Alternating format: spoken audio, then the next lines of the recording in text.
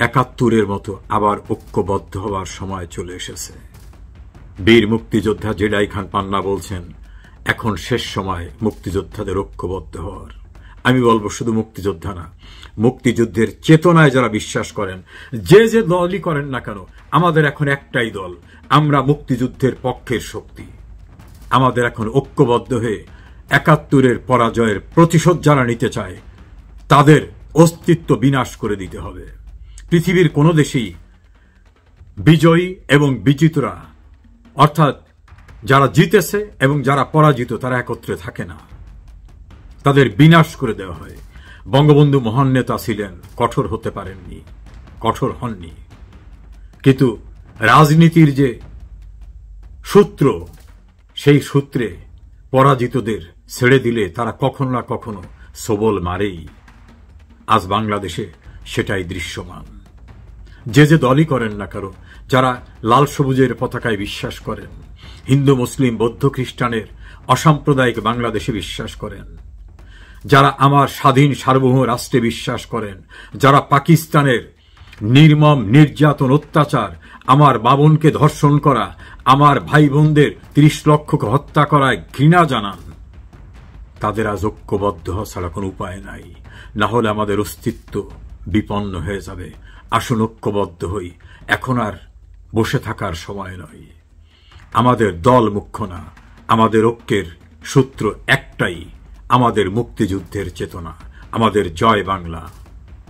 ক্ষমতা দখলকারী ডক্টর মোহাম্মদ ইউনূস বলেছিল, reset button, নতুন করে সবকিছু শুরু হবে, অতীতকে সব মুছে ফেলা হবে। এবং ২৪কে নিয়েই তার অভিযাত্রার কথা বলেছিলেন। তাহলে কি মহান মুক্তিযুদ্ধকে সত্যি সব মুছে ফেলার চেষ্টা? আজ রিপোর্টার্স ইউনিটিতে মুক্তিযুদ্ধ ৭১ নামক একটি দল নিরপেক্ষ সংগঠনের অনুষ্ঠানের আয়োজন ছিল। সেখানে বীর মুক্তিযোদ্ধা আব্দুল লতিফ সিদ্দিকী, ঢাকা বিশ্ববিদ্যালয়ের অধ্যাপক হাফিজুর রহমান কার্জন সহ অনেক বীর মুক্তিযোদ্ধা এবং বিশিষ্ট ব্যক্তিরা গেছিলেন। হঠাৎ করে ইউনূসের মব বাহিনী সেখানে গিয়ে তাদের উপর চড়াও হয়।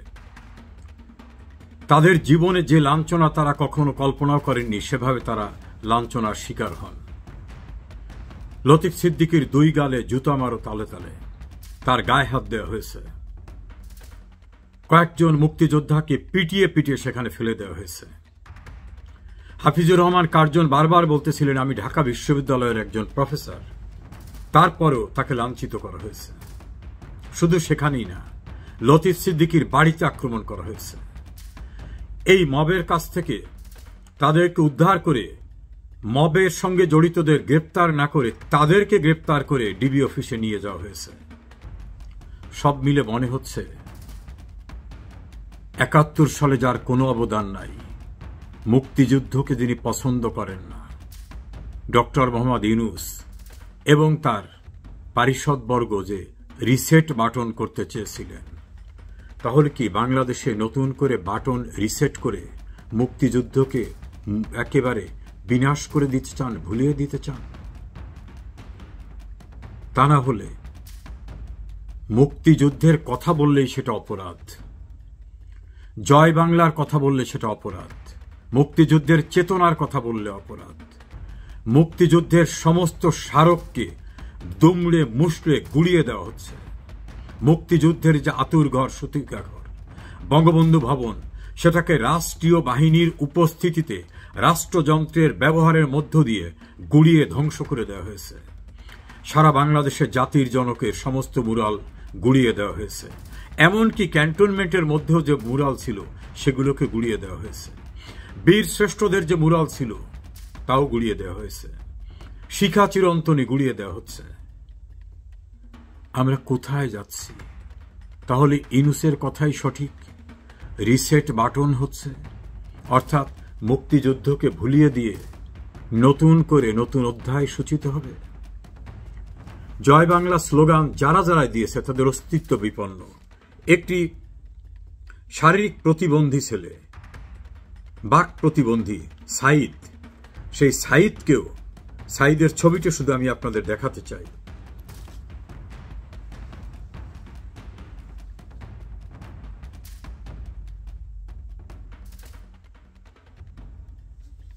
কথা বলতে পারে না, শারীরিকভাবেও প্রতিবন্ধী, কোন রকম এলোমেলোভাবে জয় বাংলাটা বলে। এই জয় বাংলা বলা এত বড় অপরাধ যে তাকে গ্রেপ্তার করে নিয়ে যাওয়া হচ্ছে। আমার মনে পড়ে জয় বাংলা বলার সবচেয়ে বড় অপরাধ ছিল পশ্চিমা হানাদার বাহিনীর কাছে। আজকে সেই জয় বাংলা সেরকম ভাবে অপরাধের স্লোগান হয়ে দাঁড়িয়েছে। একসময় জয় বাংলা ছিল মুক্তিযোদ্ধাদের প্রাণ সঞ্চারী স্লোগান, তাদের শক্তি সঞ্চয় করত জয় বাংলা স্লোগান দিয়ে। আজ মুক্তিযুদ্ধের সমস্ত অধ্যায়কে নিষিদ্ধ করে দেওয়া হচ্ছে। পাকিস্তান স্টাইলে ইনকিলাব জিন্দাবাদ দেওয়া হচ্ছে স্লোগান। বীর মুক্তিযোদ্ধা ফজলুর রহমানের বাড়ির সামনে পতিতালয়, বেশ্যাখানার মহিলাদের মতো এক মেয়ের কণ্ঠে তার ফিমেল অর্গান উচ্চারণ করে স্লোগান দেওয়ার ঘটনা দেখছি। এ কোথায় আমরা? বীর মুক্তিযোদ্ধা জেলাই খান পান্না বলেছেন, এখনই শেষ সময়, আর সময় নাই মুক্তিযোদ্ধাদের ঐক্যবদ্ধ হওয়ার। তিনি হয়তো ৭১-এর মতো প্রস্তুতি নেওয়ার কথা বলতে চেয়েছেন। টেলিভিশনে সোচ্চার কথা বলছেন গণমাধ্যম ব্যক্তিরা। মঞ্জুরুল আলম পান্নাকেও আজ রিপোর্টার্স ইউনিটি থেকে নিয়ে আটকে রাখা হয়েছে ডিবি কার্যালয়ে। একজন সিনিয়র সাংবাদিক গণমাধ্যমে মুক্ত কথা বলেন, এটা তার অপরাধ। কোথায় যাচ্ছে দেশটা? পাকিস্তানের কয়েক মন্ত্রী আসার পরই জোরদার হয়ে উঠেছে স্বাধীনতা বিরোধী চক্র। মুক্তিযুদ্ধের বাংলাদেশেরা রাখতে চায় না, ৭১-এর পরাজয়ের প্রতিশোধ নিতে চায়। সেজন্যই পাকিস্তানিদের আনাগোনা এবং এদেশে ঘাপটি মেরে থাকা সেই পাকিস্তানিদের উত্তরসূরিরা নতুন উদ্যমে শুরু করেছে। জয় বাংলা শুনলে তাদের শরীরের প্রতিটি তন্ত্রে তন্ত্রে অ্যালার্জি উঠে যায়, ভয়ঙ্কর অপমান বোধ জেগে যায়। ৭১ এই স্লোগানের কাছে আমরা পরাজিত হয়েছিলাম। এই দেশটা জয় বাংলা স্লোগানের সঞ্চারিত ধ্বনিতে মুক্তিযোদ্ধারা স্বাধীন করেছিল। বঙ্গবন্ধুর নেতৃত্বে এই দেশ স্বাধীন হয়েছে। ৩০ লক্ষ মানুষের রক্ত, ২ লক্ষ মা বোনের সম্ভ্রমের বিনিময়ে এই দেশটা স্বাধীন হয়েছে। আজ সব ধ্বংস করে দিতে চায়। এই দেশটাকে আবার পাকিস্তান বানাতে চায়। ডক্টর ইউনূসের যে রিসেট বাটন, মানে নতুন করে সব বাটন, অতীতের সব মুছে দিয়ে নতুন কিছু করতে চায়। না হলে মুক্তিযোদ্ধাদের অপরাধ কি? তারা একটা মুক্তিযোদ্ধারা একত্রিত হতে পারবে না। তারা তো অপরাধী ছিল পাকিস্তানি হানাদার বাহিনীর কাছে। আজ যারা হামলা করেছে তারা কি তাদের উত্তরসূরি?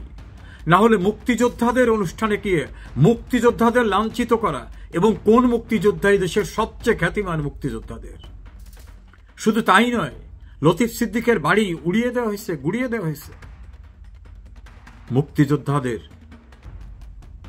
সর্বময় কমান্ডার যিনি ছিলেন বঙ্গবন্ধু, তার বাড়িও তো গুড়িয়ে দেওয়া হয়েছে। ওরাই বাংলাদেশকে আবার সাম্প্রদায়িক পাকিস্তানে পরিণত করতে চায়। আজ অনিবার্য সময় হয়ে এসেছে আমাদের ঐক্যবদ্ধভাবে তাদের মোকাবেলা করার। যারা দেখেছেন তাদের নয়, যারা দেখেননি তাদের উদ্দেশ্যে ছোট্ট একটি ক্লিপ দেখাতে চাই।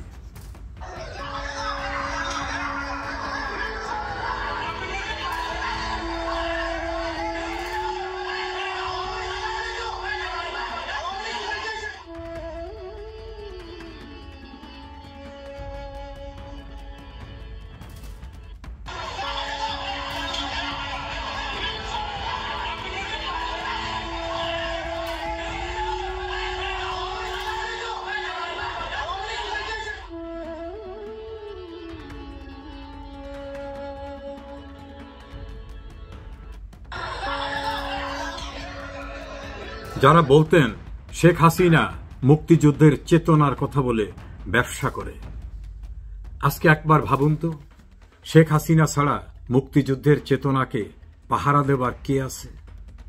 একবার চিন্তা করুন তো, যুদ্ধ অপরাধীদের বিচার করে তাদের ফাঁসির রায় কার্যকর করা শেখ হাসিনা ছাড়া কে ছিল? একবার ভাবুন তো, জয় বাংলা স্লোগানকে জাতীয় স্লোগানে পরিণত করা শেখ হাসিনা ছাড়া কারো পক্ষে সম্ভব ছিল? মুক্তিযুদ্ধের সমস্ত স্মারক রক্ষা করা, প্রতিটি জেলায় জেলায় মুক্তিযোদ্ধাদের জন্য জাদুঘর করা, মুক্তিযোদ্ধাদের জন্য বীর নিবাস। শেখ হাসিনা ছাড়া কে করে? যারা শেখ হাসিনাকে চেতনার ব্যবসায়ী বলতেন, কোথায় তারা আজকে? যারা বলতেন শেখ হাসিনা জয় বাংলা জাতীয় স্লোগানকে দলীয় স্লোগানে পরিণত করেছে, আজ তো শেখ হাসিনা নাই। যারা বলতেন বঙ্গবন্ধু আমাদের সকলের সম্পদ, শেখ হাসিনা ব্যক্তিগত সম্পদে পরিণত করেছে, আজ কোথায় তারা? মুক্তিযোদ্ধাদের মর্যাদা দেওয়ার ক্ষেত্রে বলতেন এটা আওয়ামী লীগের একক দায়িত্ব না, আজ তো আওয়ামী লীগ নেই। আপনারা কোথায়? এই যারা চেতনার ব্যবসায়ী বলতেন, আজ তারা কোথায়? ঘৃণা হচ্ছে, লজ্জা হচ্ছে আপনাদের। বুঝতে পেরেছেন? অ্যাডভোকেট ফজলুর রহমান, যিনি বীর মুক্তিযোদ্ধা, তিনি সঠিক বলেছেন। শেখ হাসিনা দেশ থেকে চলে যাওয়ার পর প্রমাণিত হয়েছে মুক্তিযুদ্ধের চেতনা রক্ষা করার জন্য শেখ হাসিনা ছাড়া অন্য কেউ বিকল্প নাই। ডক্টর ইউনূস এবং তার সহযোগীরা পাকিস্তানের পরাজয়ের প্রতিশোধ নিতে তাদের উত্তরসূরি হিসাবে কাজ করছে। এখনো যাদের বুঝতে বাকি আছে তাদের আর কোনোদিন চৈতন্যোদয় হবে না। ঢাকা রিপোর্টার্স ইউনিটিতে মঞ্চ ৭১ নামে একটি অরাজনৈতিক সংগঠন সভার আয়োজন করেছিল। মূলত মুক্তিযোদ্ধাদের এই সংগঠন। দেশের প্রখ্যাত মুক্তিযোদ্ধারা সেখানে উপস্থিত হয়েছিলেন। সাংবাদিক, সাহিত্যিক, আইনজীবী, সুশীল সমাজের প্রতিনিধিরা সেখানে গিয়েছিলেন। আকস্মিকভাবেই ভয়ঙ্কর মব আক্রমণের শিকার হন তারা। পরবর্তীতে জানা যায় তারা সবাই জামাত শিবিরের লোক যারা আক্রমণ করেছে। ঘটনার আকস্মিকতায় হচকিত হয়ে ওঠেন সেখানে উপস্থিত সবাই। বীর মুক্তিযোদ্ধা আব্দুল লতিফ সিদ্দিকী, ঢাকা বিশ্ববিদ্যালয়ের শিক্ষক হাফিজুর রহমান কার্জন সহ উপস্থিত অনেকেই শারীরিকভাবে নিগৃহীত হন। নানাভাবে তাদেরকে অপমান করা হয়। এই ভয়ঙ্কর পরিস্থিতিতে সেখানে উপস্থিত বাংলাদেশের খ্যাতিমান অনেক সাংবাদিক এবং বিশিষ্ট জনেরাও বিস্মিত এবং হতবাক হয়ে যান। তারা অনেকেই নির্যাতনের শিকারে পরিণত হন, লাঞ্ছিত হন। পুলিশ এসে যায়, তাদেরকে উদ্ধারের নামে নিয়ে যাওয়া হয়। সবাই ধরে নিয়েছিল এই মব সন্ত্রাস আর বরদাস্ত করা হবে না। সেনাপ্রধান বলেছেন, সরকারের স্বরাষ্ট্র উপদেষ্টা বলেছেন, নিশ্চয়ই তাদের বিরুদ্ধে ব্যবস্থা নেওয়া হবে। হ্যাঁ, ব্যবস্থা নেওয়া হয়েছে। সন্ত্রাসের শিকার যারা লাঞ্ছিত হলেন তাদের বিরুদ্ধে সন্ত্রাস দমন আইনে মামলা করা হয়েছে। সেখানে বাংলাদেশের গুরুত্বপূর্ণ অনেক সিনিয়র সাংবাদিক, সোহরাব হাসান, মাসুদ কামাল, মঞ্জুর আলম পান্না এবং আরও অনেক সাংবাদিক এবং প্রতিষ্ঠিত ব্যক্তিরা ছিলেন। অনেকে প্রাণ বাঁচাতে সাংবাদিকদের সাহায্যের আশ্রয় নিয়েছেন। ১৯৭১ সনে মুক্তিকামী মানুষ কাউকে পেলেই অভিযুক্ত করা হতো তাদেরকে এই কথা বলে, যারা দুষ্কৃতকারী, ভারতের দালাল, দেশের সার্বভৌমত্ব ধ্বংস করতে চায়।